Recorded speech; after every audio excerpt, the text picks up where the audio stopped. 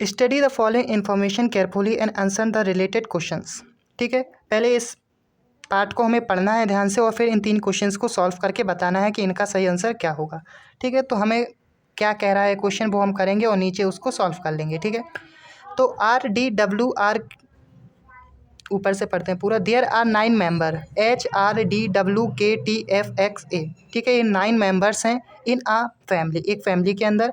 F is mother of R। F क्या है? Mother है, तो जो भी फीमेल होगा उसके हम ऊपर माइनस लगा देंगे, तो ए फीमेल को डिस्क्राइब करेगा और जब मेल होगा उसके ऊपर प्लस लगा देंगे। ठीक है, अगर कोई मदर है या फादर है तो उसको देखिए, जो ऊपर होगा वो मदर फादर और जो नीचे होगा वो सन। ठीक है, तो स्ट्रेट लाइन में। तो F is mother of R, किसकी मदर है? आर की। Who is a only son of X. R क्या है? ओनली सन है, तो यानी ये मेल हो जाएगा। लेकिन किसका सन है? एक्स का, केवल एकमात्र सन है एक्स का। तो एक्स, एफ उसकी माँ है, तो जो एक्स होगा वो उसका फादर होगा। तो इसका मतलब एफ और एक्स के बीच क्या रिलेशन है? पति पत्नी का।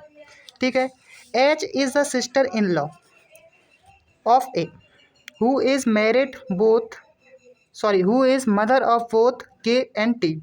जो पहले तो हम बात करते हैं कि ए किस किस की माँ है? ए माँ है के और टी की।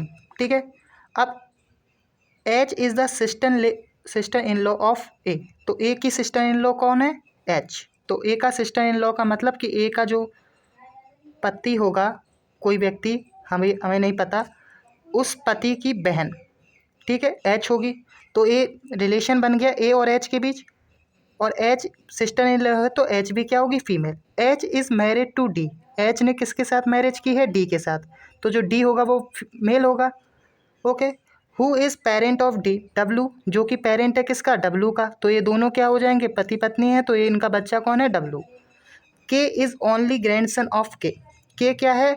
एक्स का ओनली ग्रैंडसन है, तो एक्स ए है, इसका ग्रैंडसन ओनली है, तो इसका बेटा होगा। ठीक है, तो आर का बेटा कौन हो गया? एक्स।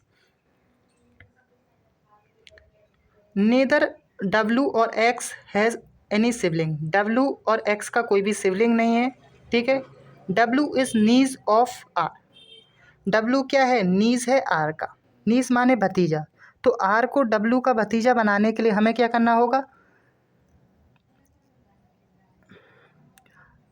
एच या डी में से किसी एक को इसका भाई या बहन बनाना होगा। लेकिन आर तो ओनली सन था एक्स का, तो यहाँ पर हम क्या करेंगे? एच को इसकी बहन बना देंगे। ठीक है, तो अगर ये एच की बहन होगी, एच का भाई होगा आर, तो ये इस तरीके से रिलेशन बन जाएगा इन दोनों का।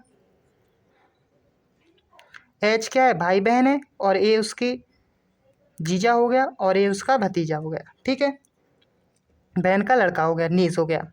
अब यहाँ पे आर के साथ रिलेशन था कि एच और का जो भाई है उसकी पत्नी, तो ए क्या हो जाएगी? आर की पत्नी हो जाएगी। और यहाँ से हम रिलेशन काउंट कर लेंगे कि ए के 2 बच्चे थे, के और पी। तो जो यहाँ पे लाइन लिखी थी, के is only grandson of x. X का ओनली ग्रैंडसन कौन था? के। सॉरी, तो जो के होगा, जो ए के 2 बच्चे थे के और टी, तो ए का एक और बच्चा कौन होगा? टी। और जो ओनली ग्रैंडसन है तो ये मेल होगा, और जो बची हुई लड़की होगी वो उसको क्या बना देंगे? ग्रैंड डॉटर, क्योंकि वो ओनली ग्रैंडसन है। तो दूसरा क्या हो जाएगा? ग्रैंड डॉटर हो जाएगी। ठीक है, तो ए वाला फिक्स डायग्राम क्या हो गया? हमारा फैमिली ट्री बन गया।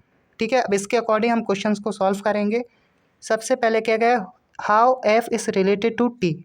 टी एफ से कैसे रिलेटेड है? तो टी के जगह पे खड़े होकर बोलिए एफ उसका क्या लगता है? तो टी क्या लगता है? उसके पिता का पिता, उसके पिता के माँ, तो यानी ग्रैंड मदर। तो ऑप्शन नंबर कौन सा करेक्ट हो जाएगा? Option number D. Next question है, who is the mother in law of D. D की मदर इन लॉ कौन है? यानी डी की सास।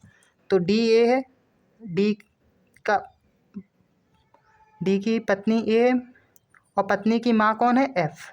तो एफ क्या हो जाएगा? Mother in law. तो option number B. How is H related to T. अब एच टी से कैसे रिलेटेड है? तो टी के पिता की बहन यानी बुआ, यानी पिता साइड की बहन है। यानी अगर माँ की बहन होती तो हम मैटेरियल आंट बोलते, लेकिन ये पिता की बहन है तो इसको बोलेंगे पैटेरिनल आंट। तो ऑप्शन नंबर डी करेक्ट हो जाएगा।